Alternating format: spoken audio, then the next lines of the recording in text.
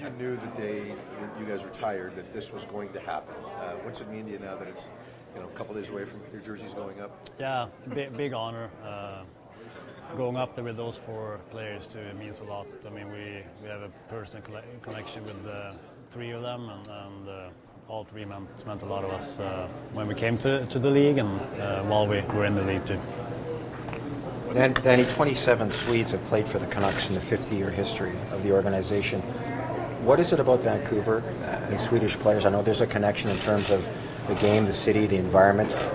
Why do you think Swedes have had so much success in Vancouver? I think it starts with the early Swedes that were here. I think they laid the groundwork, being good people, I think, and good players. And I think that happens in an organization where you see that. Same in Detroit too. I think they had kind of the same thing going. So yeah, it starts with the early people, and then from that.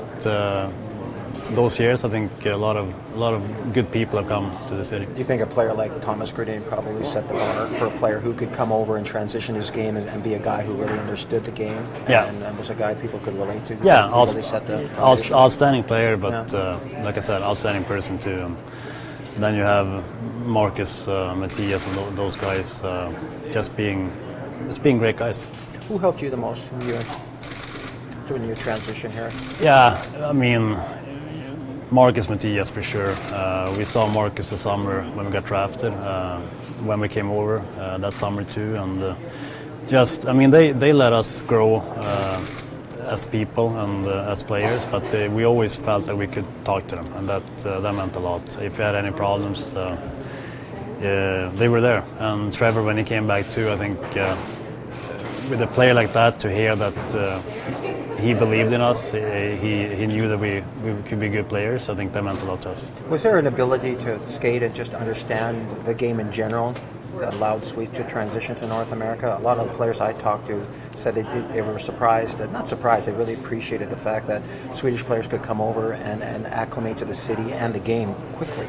Yeah, and for us, I mean, it meant, like I said, it meant a lot having Swedes on the team. I think it was the same for Matthias and Marcus when they came over. So I think it's just an ongoing support from other European Swedish players. Is there something? I'm sorry. One last thing. Is there one thing in the demeanor? Players have told me the Swedes are just like Canadians, except for the yelling and screaming. I mean, is there something about the Swedish demeanor? You guys always seem to be able to compartmentalize things and there's some screaming and yelling going on too in Swedish locker rooms. So okay. Tell that, but, okay, maybe in Modo, yeah. Yeah, maybe a little bit different. I mean, we're all competitive guys, but we maybe keep it to ourselves a little bit. But I don't know. I can only talk for the players I know from Vancouver, and they all been pretty quiet, humble guys. So it's been an honor. Can I ask you about what life been like without hockey? Was that hard to adapt? No, it's been great actually. I think, and I said this before, we left on our terms. We knew it was time. We had kids in the age where they're so fun to be around. So for us, I would say it's been pretty easy.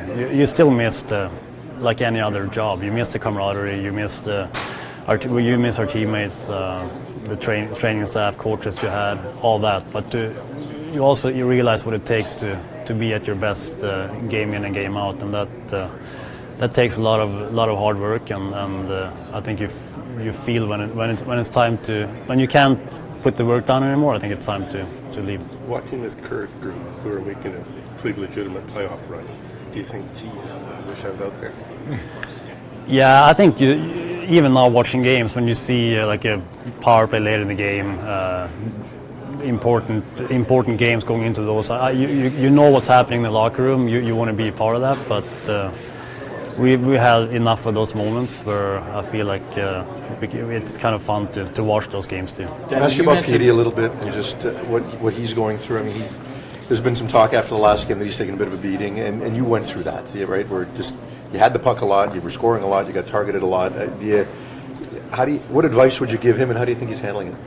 No, there's going to be games where you get hit, you're going to fall down, you're going to take, like you said, a beating. But I think he's done a good job of just playing his game and get up, do the same thing again, and he'll get through it. I think he's such a complete player that he shouldn't focus on those kind of things. I think it's a testament of how good he is, because the other teams are going to go after him. I think it's just, I think it's a positive, and he'll be better from it. Daniel, you mentioned Trevor a few minutes ago.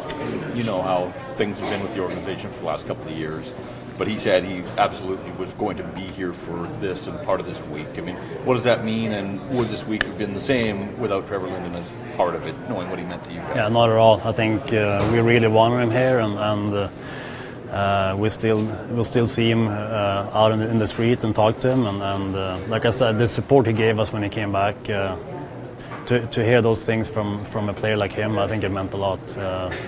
I mean, you had teammates and they support us huge too our first year, but to have a guy come from the outside and come back, and yeah, he was just an awesome guy to us, and like I said, the support meant the world to us. How much of this week, I mean, obviously the culmination is your jerseys going to the rafters, but how much of it is the guys that are making an effort to be here for you guys, former teammates? That's everything to us. It's we don't like to be in the spotlight. I think we always realized that we would not be the players we were or the people we were without the surrounding cast and the friends we made and the friends we had playing this game. So it should be a celebration about those people. And I think, looking back, I think Trevor and Marcus and Stan would say the same things too. I think they had good teammates, leaders on their teams that kind of taught them what it took to be a professional hockey player. What does it mean when Bergevin said,